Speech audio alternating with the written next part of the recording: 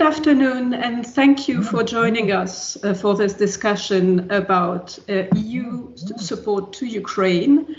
As you probably all know, in 2 weeks from now, the European Council will meet to discuss this specific topic, including the perspectives for European-Ukrainian future and the possible opening of accession talks. We will be joined in a few minutes by Deputy Prime Minister Olha Stefanishyna from the Ukrainian government. She's currently in a government meeting, and so she will join as soon as she comes out.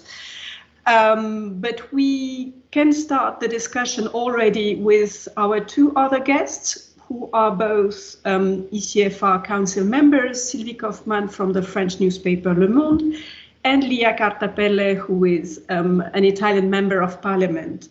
Thank you both for joining us. And maybe while we wait for Olha to join us, can you both say a few words about the situation in your country and what you see from the European debate about Ukraine? Is there a form of Ukraine fatigue growing in the public in Europe, and how can we deal with that? Leah, do you want to start? Yes, thank you very much, Marie. It's an honor to be here with you and to share insights. Well, I think we all have seen ECFR data about the Italian public opinion and the war on Ukraine. Italy was amongst the countries that were colder towards an involvement in Ukraine in terms of public opinion. At the same time,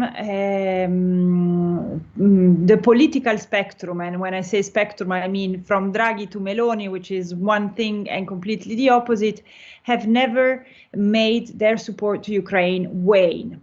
The situation in Italy hasn't changed much, even after the 7th of October. At the same time, there are two signs that are troubling. One is internal and the second is political, external. The internal sign is a message being constantly delivered by the government on replenishing military stocks in Italy and replenishing Ukrainian military stocks. This has a cost which is higher than the cost of donating existing arms to Ukraine, and the discussion hasn't been clear yet, both in government circles, in parliament, and with the public opinion, that Italy must, like all other European partners, support this cost, even if it's higher than the cost supported in 2022 and 2023. So this is something that we should keep an eye on. Secondly is the rise of extreme right parties across Europe. We've seen extreme right parties and populist parties across Europe. We've seen how the government changed in Slovakia. We have seen the results of the Dutch elections, which suggest that there is a prize coming, there is an electoral prize coming from two parties that support an easing of help towards Ukraine. And so this is worrying in two terms. On the one hand, hello, Olga. On the one hand, it is worrying because we should really be aware that there are European elections coming, and this and another round of national elections. And so if we see more parties that are Ukraine skeptical, this will have an effect in the Council. On the other hand, this is worrying because European governments, including the Italian government, rather than committing themselves more firmly towards Ukraine, might hide themselves behind skepticism coming from that kind of parties that are winning elections across Europe. Thank you very much, Leah. We are very happy that Deputy Prime Minister Olha Stefanishyna joined us in the meantime. So as you have noticed, we started a bit the discussion about the mood in Europe on the support of Ukraine. But now that you joined us, we'll be able to enter the core of the discussion and the preparation of the important decisions that will hopefully be made at the next European Council in December, both in terms of assistance to Ukraine, but also when it comes to the enlargement discussion. So with this, Mrs. Stefanishyna, please, the floor is yours. Thank you so much, colleagues. So good to see you, and thank you for organizing these discussions, which, as you can imagine, is only more important than any time we would be able to meet. Good to see you, Leah. And we were just recently over my traveling in different capitals, thinking about the role of Italy. Italy could play in this growing political skepticism around different capitals, and I think that the political power of Italy and of Italian Parliament could really play a role in stabilizing this, pro-right narrative. And I wouldn't say it's not even anti-Ukrainian narrative. It's just a totally a bit populistic and radical rhetorics, which really allows to be successful at the every election process. And I think that if we would identify the role of Italy could really play a role of stabilizing effort in that regard. And I think that this could be the major role, which would really have an effect, of course, on Ukraine, but also on the global European stability, because ahead of us is a huge number of different elections to come. As you can imagine, not speaking about the elections to European Union and European Parliament particularly. So I think that I would like to start with this outreach that in fact we see the role of Italian Parliament could be key, in, let's say, managing this all trend. But also the second very, I think, important point of me is that we are talking a lot. We are now shifting the focus from talking about the situation in Ukraine to the mood in Europe. And I think this is the huge disproportion, this is because, when somebody is asking me what is the situation in Ukraine, I always say that it is the same. We're still at war. We're still dying. Our houses has been still destroyed, but we're still committed and resolved. And the very important thing that in Ukraine, we're not counting the days. We're not counting the days, and Ukrainians are not have never been basing their priorities and their principles on the elections, the political mood here and there. This is the very difference of Ukraine. We should be there, especially now when we're in times of war. So I think the major message on my side is that nothing has changed in Ukraine in terms of our commitment, resolved, our goals and priorities. We're still suffering. We're still trying to survive, but every day we're moving towards victory. It is not one-day process. Every one of us, not more than anything in the world, would like to have the clarity on the victory. Everyone would dream only of understanding the timelines. But for Ukrainians, it's a dream. But on the other side, we understand that it is a way. There is a way to Ukraine's victory, and it might take longer. The only thing it requires is persistence. And this Berlin Wall of Russian aggression will fall. It has fallen not because of the unity of European Union. It has not fallen not because of sort of a decisions or the outcome of the elections in Europe. It has fallen because it was the persistence of principles, the persistence of value, and the belief into the democracy and the expectation to live a life of like a normal European life. So I think that the outreach to European mood is that we have to show persistence. We have to recognize that there are no and there will be no easy answers, which will be fine for everybody. Whatever easy answer or solution which will be on the table is just a delaying solution.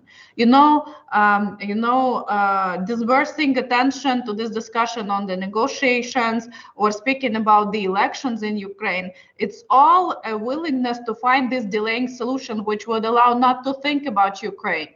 Not to think about the war at the borders of European Union and NATO, to think about something more positive, because really we see how much this persistence, this commitment, and the proactiveness affects the domestic policy.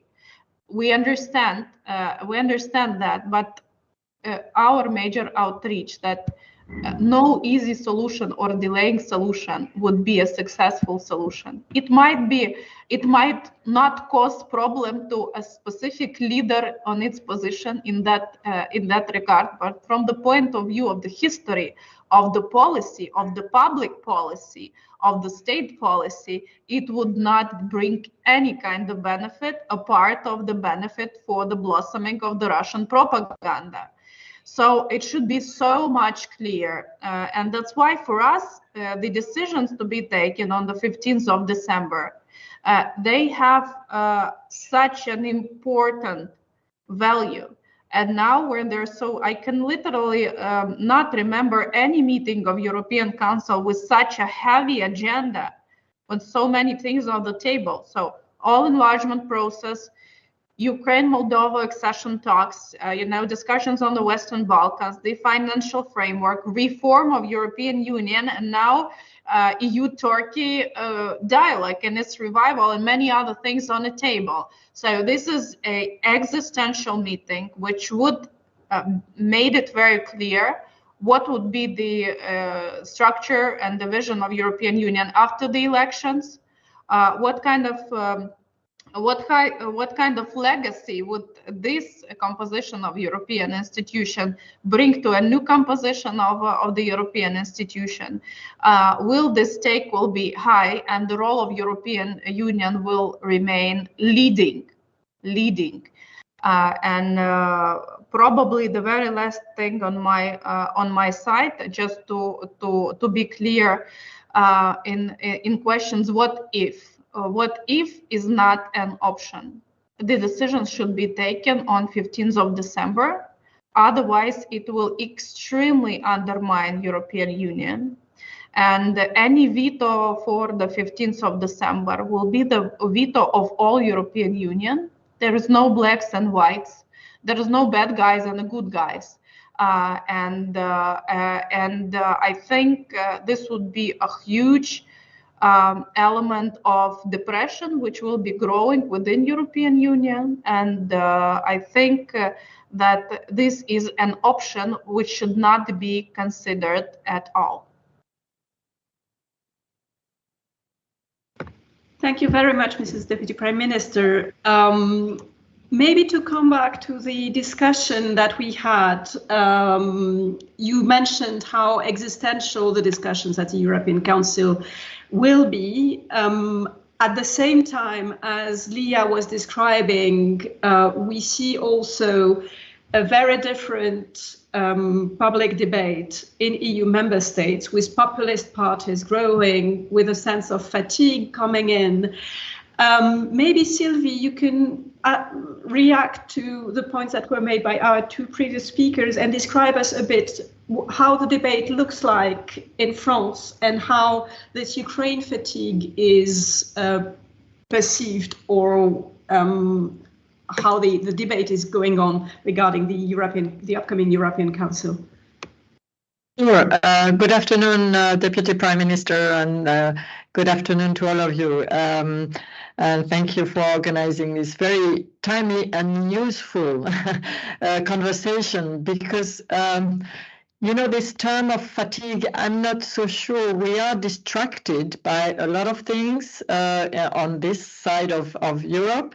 Of course, there's another war going on, which is drawing a lot of attention, and I'm talking, of course, about the war between Israel and Hamas.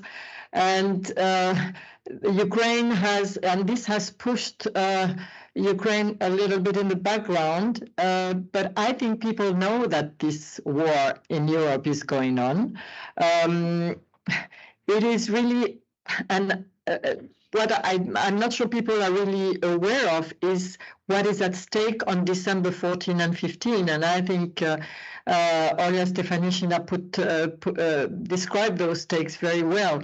And my concern is not so much that the popular support is waning for Ukraine. I think, and I was surprised last year, I was surprised last winter, I was still surprised favorably surprised this spring on how much support there is in the French public opinion, and how those pro-Russian voices in political circles, which had been quite important in the past before the full-scale war, have been drowned out. And I don't hear those voices again. They are not taking the floor again. So I don't think the popular sentiment has shifted. Even though you may have polls where, and I think the ECFR report was quite interesting in that respect, there is a modest shift, but there's not a fundamental shift. What, in my opinion, is lacking is commitment from political leaders and pedagogy, and you know, I'm still waiting. I mean, this European Council is in 2 weeks' time, and as Mrs. Stefanishyna just said, it's crucial. It's going to be crucial. It has a very heavy agenda. It's really one of the most important European Council meetings we've had in recent years.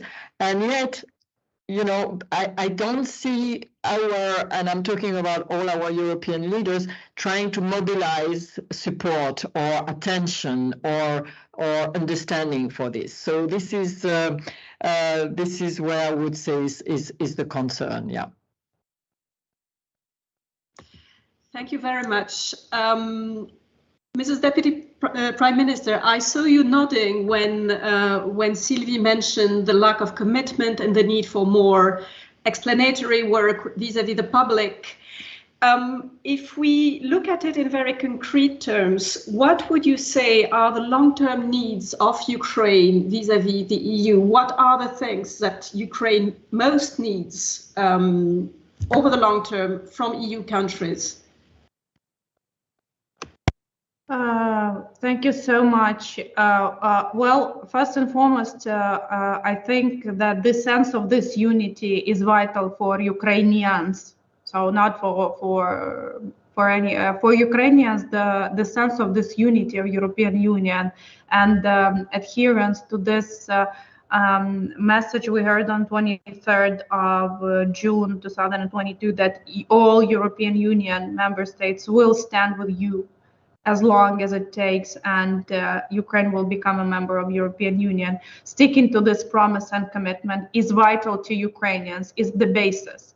Of course, it's very important that EU continue these sanctions, the pressure to Russian economy and Russian political leaders through sanctions.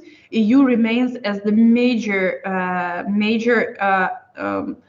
institution enforcing the sanctions, which could be the most effective.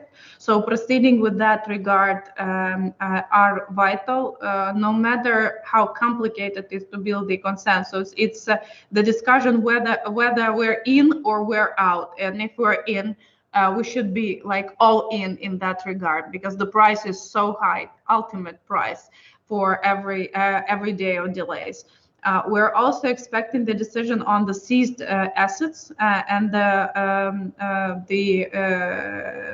proposal, and this is also the proposal for the decision on the 15th of December Council. I think it's also vital because we can see it as the first element of let's say immediate reparations. So the justice will follow, of course, but this is also the voluntary reparations which will be enforced immediately without waiting until the end of the war and any other instruments. And these are not the actual assets. So as far as I understand, the proposal will be not about the actual assets, but on the off-top revenues, let's say, on the management of this asset. So it's also a very important decision which would give a lot of clarity. But I think building the European defense policy and European defense capacity through the prism of development of European defense industries, I think it's a vital element for Ukraine, but it's also an essential policy which has become the mainstreaming policy of the new European Commission. Because it's vital. We now understand that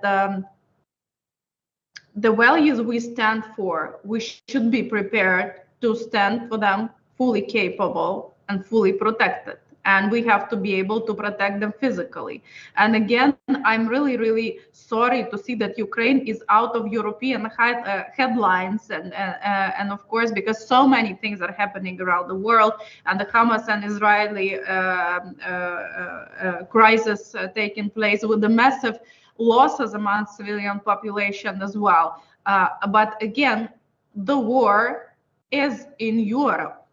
It's directly in the 1/3 territory borders of the NATO countries, and it is happening now, and it will continue. And Russians playing on their ordinary playbook, they simply accumulate efforts and scale up. And we are talking about the full-scale aggression against Ukraine. Scaling up this aggression would mean aggression against NATO allies. And here we are, the war is at your borders, at the NATO borders already. And we can shift our focus, but this war will not disappear and the borders will not shift, let's say. So that's why it's so much important while we're moving step by step to victory, to build this defense sovereignty and preparedness. And this will definitely be a very important security guarantee for Ukraine while we're building our defense industry. I think that this is very, very important elements, which requires a really job to be done within European Union. I'm not like even focusing on what is done by ourselves. Thank you very much. You already started answering my next question, which was for our European speakers, namely, why is it that the EU needs to deliver on these needs, and why is it that continuous support to Ukraine will also affect the EU's credibility? Maybe I can bring it in here. The data that we have found in a recent ECFR poll that was conducted in non-Western countries that showed that most people in non-Western countries who believe that Russia will prevail over Ukraine also believe that the EU will collapse in the next 10 years. So in a way, Ukraine's success in the war is linked to the EU's credibility. How do you think that this link works, and why is it that the EU needs to deliver on Ukraine to assert its own credibility? Leah, maybe would you like to start? Well, the data you presented is starking, and it really gives the idea that when you look at yourself with somebody else's eye, you see more clearly. And really, probably it's not that well known or that well clear, especially to the public opinion of Western Europe, while in Eastern Europe it's super clear what you suggested. I think the biggest risk of what we are seeing in front of us, starting with the decision of the Council in mid-December, is the attitude of the gatekeepers. So that us as European countries start behaving like gatekeepers. Shall we let Ukraine in? Did Ukraine meet conditions? And maybe not exactly this condition, and so on. This is the worst attitude that we can have, because the Russian invasion of Ukraine changed the history and the geography of our continent. Either we react, taking up the challenge at the right height, or we will collapse. So what will happen? What has already happened? The beginning of the Ukrainian path towards EU accession is historical, is political, and the EU should act in a way that take into account that this will not be a normal accession process. Of course, and we know it, Ukrainians know it better than anyone else. Olga knows better than anyone else in Ukraine. Criteria have to be met, because it is a problem if a big country like Ukraine enters in the European market and it's not ready. But we all know that. But that's not the issue. The issue is to what extent Europe will change when Ukraine enters. And I mean, the tensions that we've seen at the border with Poland in September over exports of grain suggests that the EU has to change a lot when Ukraine enters. And I hope on the 15th of December, also the unwritten agenda will be starting to be discussed, which is what is the extent of change we are prepared to do in our own countries? What are the homework that we have to do as European countries to have a stronger union? Olga was suggesting defense industry, which is something that we always tend to leave under the carpet, and this is a problem. Capacity to decide on matter of foreign policy, capacity to decide within the Council. These are things that are on the table, and it's the parallel agenda to the agenda of Ukraine accession process. Thank you. Sylvie, the two previous speakers mentioned the existential decisions that have to be taken at the next European Council, and the opportunities also that these decisions may offer to the EU. How do you see this this link between EU credibility and the support it provides to Ukraine? Yeah, well, talking about existential dimension, a couple of weeks ago, I heard a French official saying, not publicly, but in a conversation, if we give up on Ukraine, it is the end of the European project. So, I mean, if this is the reasoning which is being done in Paris, that shows how far we have to go in preparing this enlargement and including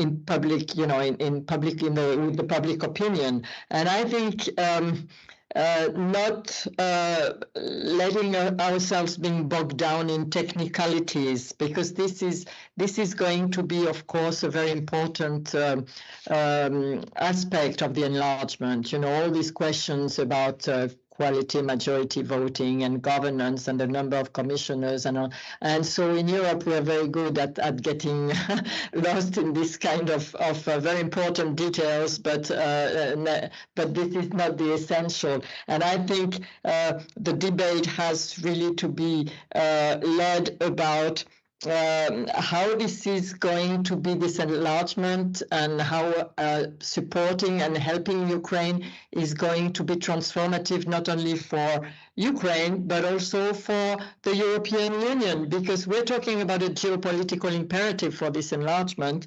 But what does it mean? What does this geopolitical imperative mean for the future role of Europe?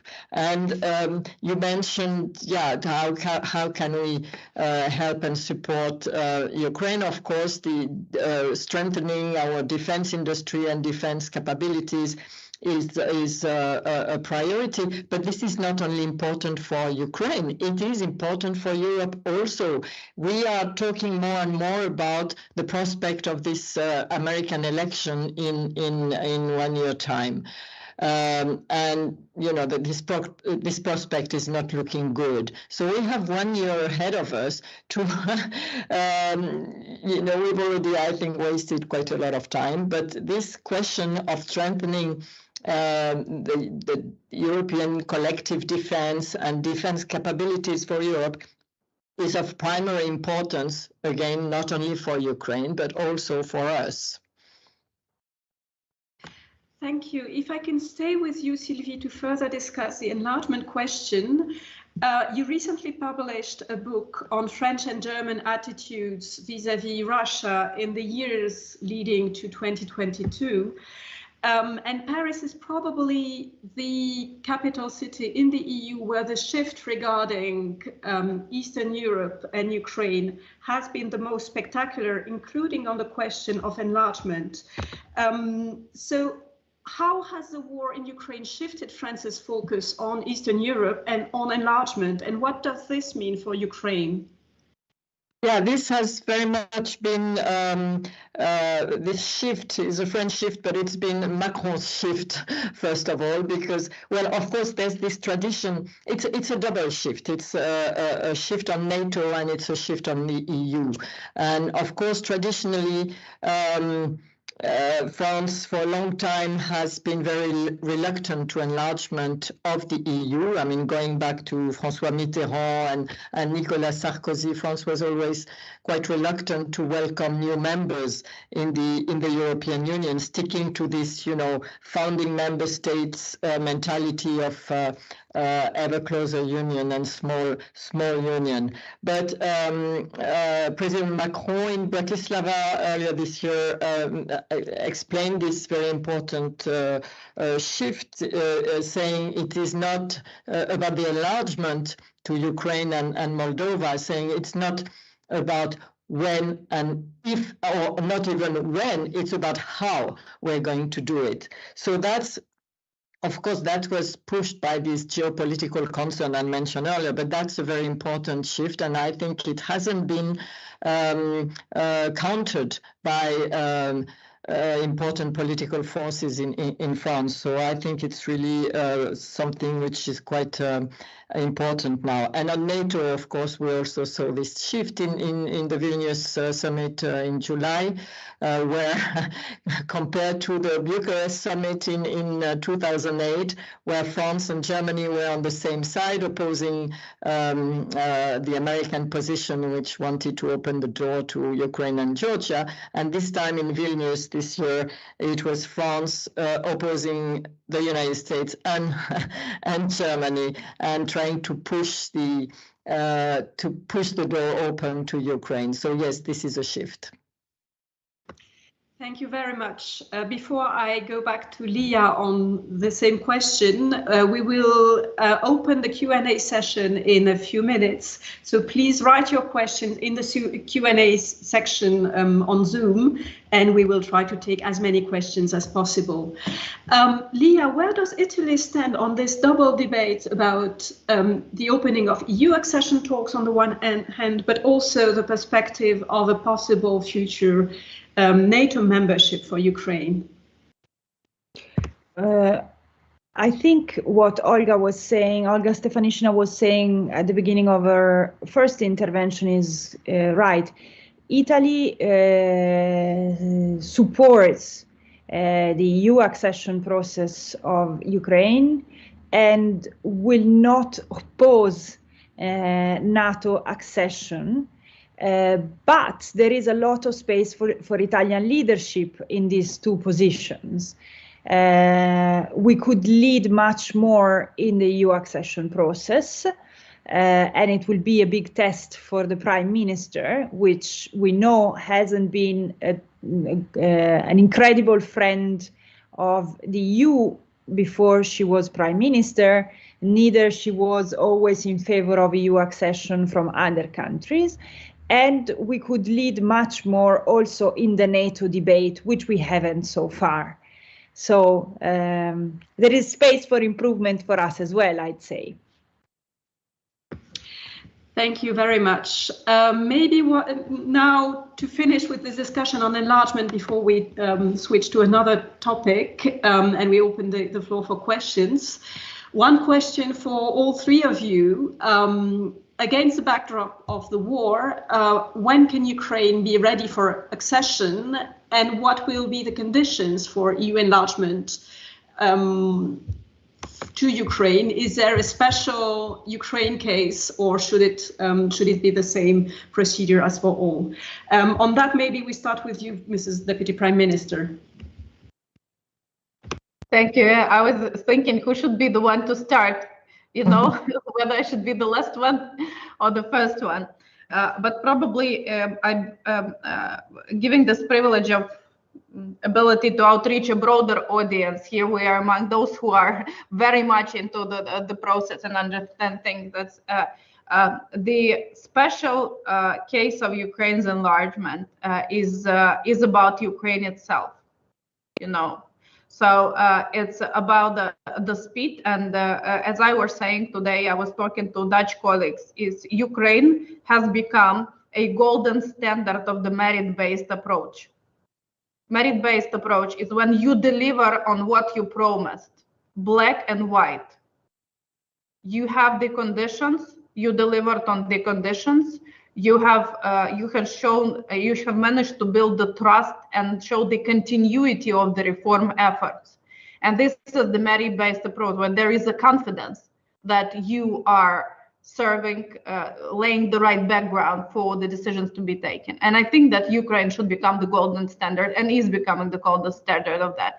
That's why I think that the speed is determined by Ukraine itself, because we are doing our part, and our commitment is first and foremost is coming from 91% of support of Ukrainian people.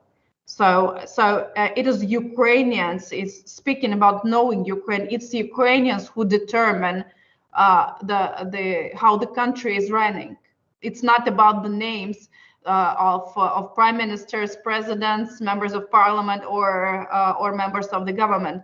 And basically, the backup we have from Ukrainian civil society is the fully fledged army of those like front runners in terms of the reforms. So I think that the uniqueness of Ukrainian case is Ukraine itself, you know, because we believe every Ukrainian soldier, every Ukrainian now living under the air raids know that we belong to Europe, and Europe is part of our family, that we have to be there. It's not about the standards, it's not about the money, it's about the perception first and foremost. And that's why, you know, we are forced to be the front runners in everything, because we are fighting, but at the same time reforming ourselves. And I think that, of course, put a bit of like more pressure to the member states, you know, in terms of the decisions to be taken. But I think that the major and the last political step is to be taken on 15th of December to start the accession talks. Afterwards, it's already more technical process. But what can I assure you all about is that we will keep our country running as we were for the last 10 years and since the beginning of the full-scale aggression. We will deliver of our part. We have completed the self-screening process already, so our persistence is there. But at the same time, delivering on what is agreed on, negotiating on the tough moments with different countries. We will be persistent in our way towards ending the war and deoccupying our territory and coming back to the borders of 1991. It will happen tomorrow or in 1 year, however long it takes. So, and we need you to be with us over this way as long as it takes. So I just want us to all to understand that there is no other way.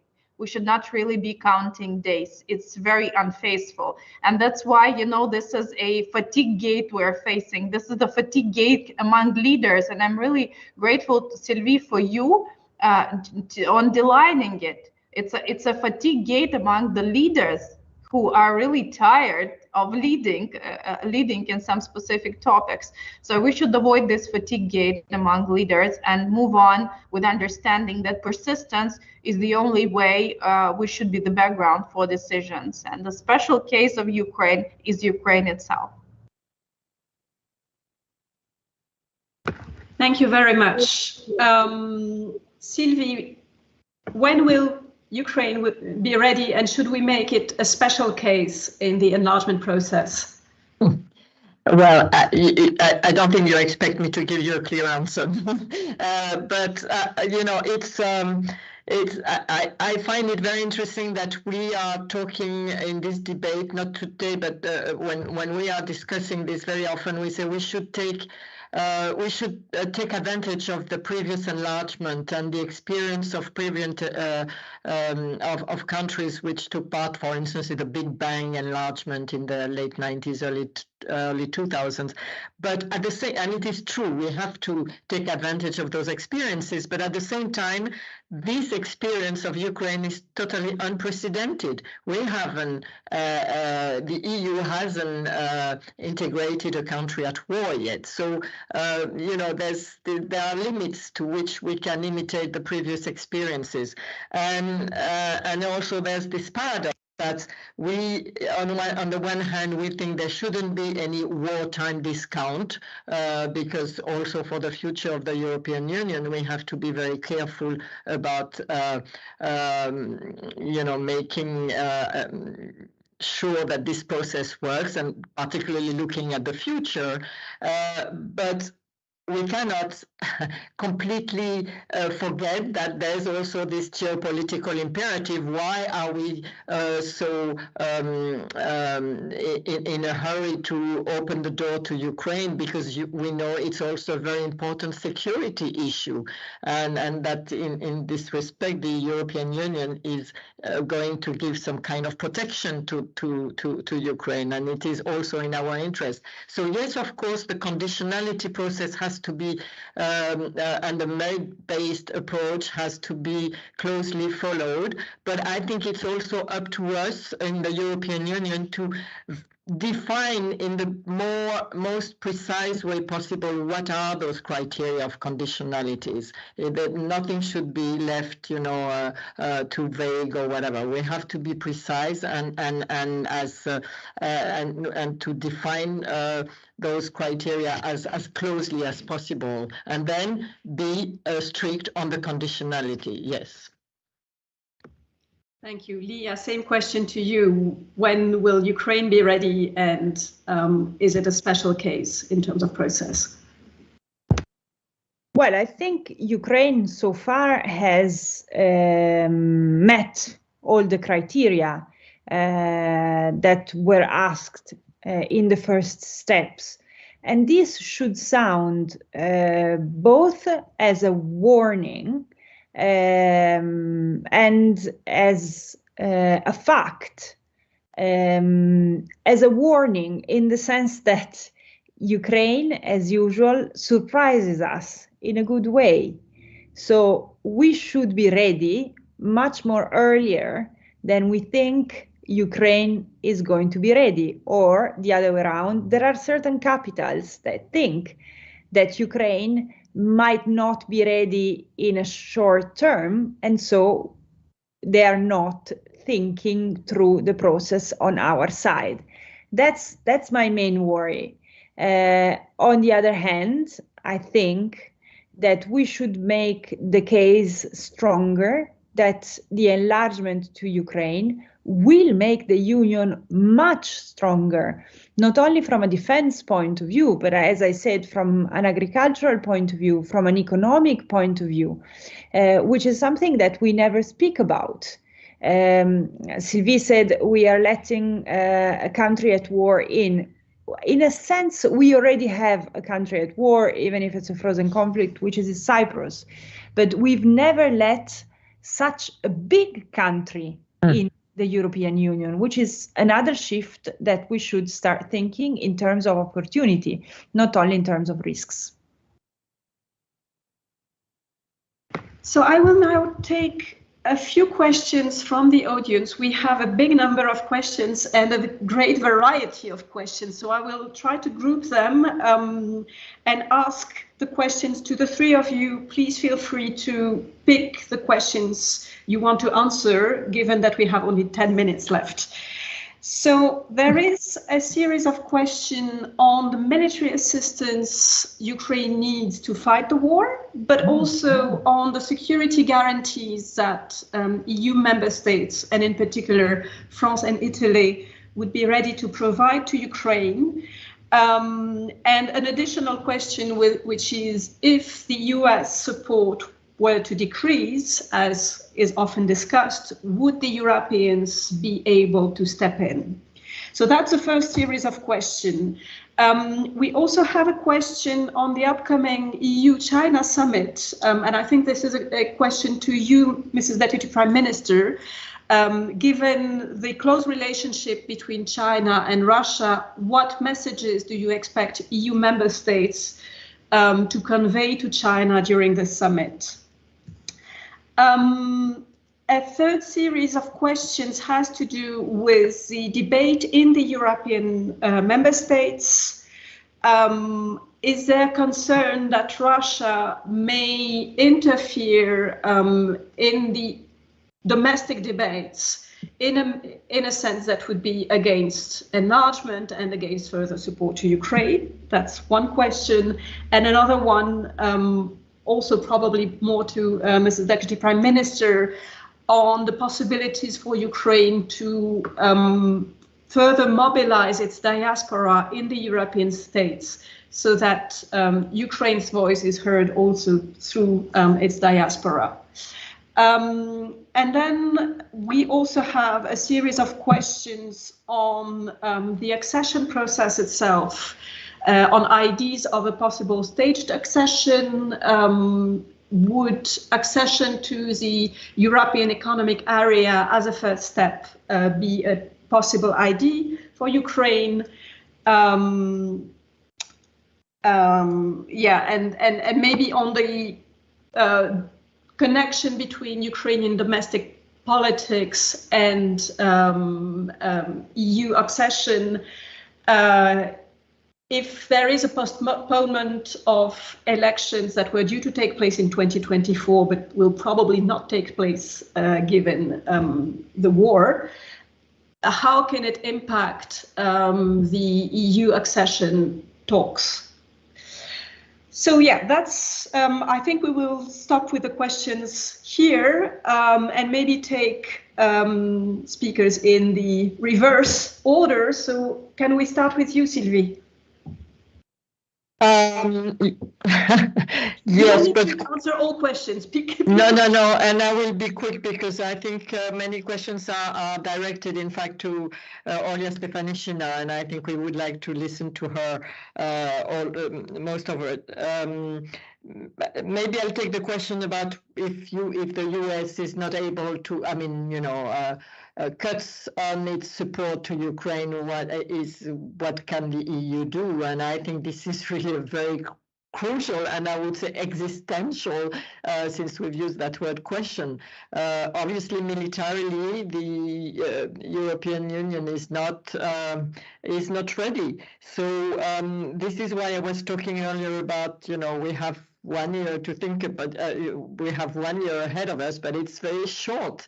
It's a very short time. So I think there's a sense of urgency that we should be pushing now about this issue. And very quickly about about the accession process and staged accession. There is this idea, of course, of gradual integration, and I think there are some very interesting ideas being pushed in this respect, and we should have definitely a closer look at them. Yeah, some of them are very interesting.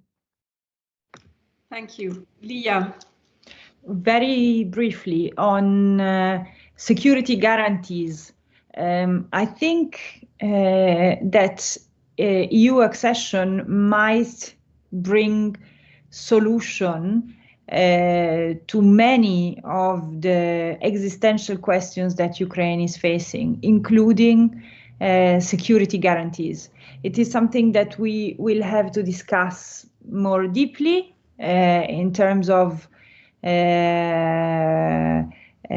borders, especially, but it is, of course, a bigger opportunity probably even than NATO accession. I know that this might not sound extremely good to a Ukrainian ear, but I believe in that.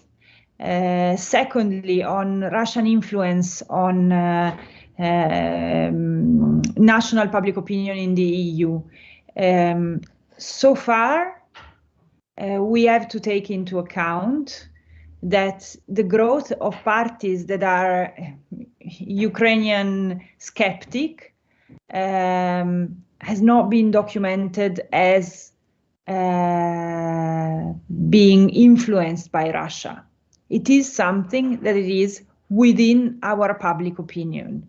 And we should face this by providing better, which is more convincing, sounder answers to the question, why are we helping Ukraine? We are helping Ukraine because what Ukraine is facing is an existential threat to us, not only to Ukraine, and we should make this clear to our public opinion. Then, of course, there is Russian influence in our debate, but I'm more worried about what is going on inside the public opinion without Russian help.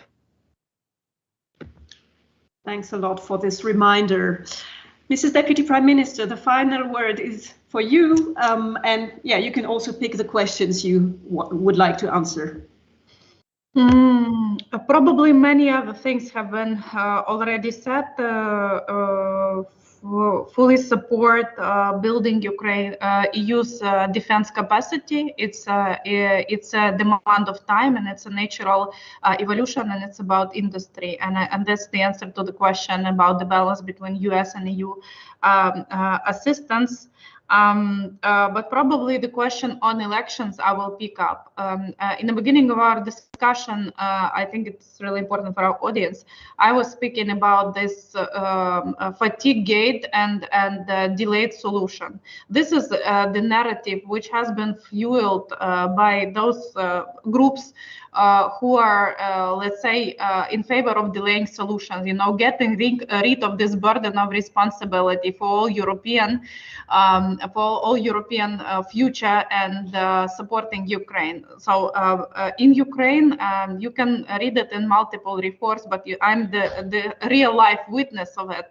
We have an extremely advanced legislation on elections. We have a long history throughout all of us independence of fair elections, and we have all seen what happens to those presidents who do not follow the line they promised.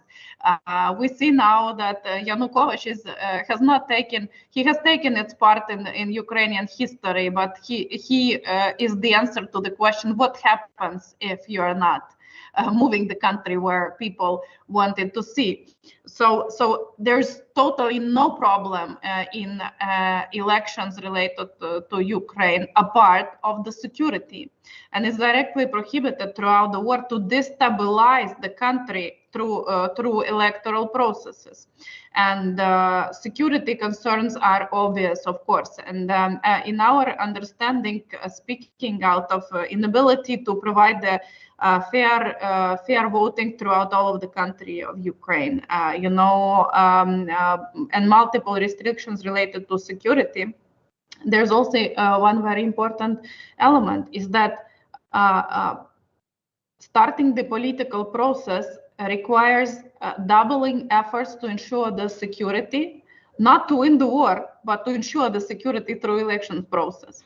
Secondly, it requires focusing on elections, which means that all the country has been united and standing focused over the victory and the reforms needed to move throughout the war. All the country is now focused to survive and to mobilize necessary resources, and all the economy is running itself to survive, and starting the election process would require immediate shift of all the attention to that. This is the last thing which is needed in a country at war, and I really understand that those people and politicians who are spreading this narrative, they do not remember all the burden of responsibility and deterrences of the Second World War, because these are the generations of those who have not seen the war and who have only felt the leftovers of obligations before Jewish people, of obligations on solidarity, on the unity. It's not the obligation of not allowing the military aggression again. It's unfortunately, we know what the war is. And we feel what everybody after the Second World War felt. And I hope that nobody in the European Union will feel that. And unfortunately, I have to call for those politicians in different capitals who are speaking about the elections, that I really dream of you not having to be in a situation like we are. Thank you very much also for this sobering reminder. I have 1 minute left to first thank our audience for their attention and their good questions, and also, and first and foremost, thank our three speakers, Deputy Prime Minister Olha Stefanishyna, who joined us from Kiev, Sylvie Kaufmann from the French newspaper Le Monde joining us from Paris, and Quartapelle, Italian Member of Parliament, joining us from Rome, right? Yes. Thank you all, and we will be back to discuss these topics after the EU Council in December. Thank you very much. Oh, thank you so much. Hopefully it will be a good discussion. Thank you, dear ladies. It was a powerful feminine discussion. Thank you. Thank you. Thank you. Bye-bye. Take care.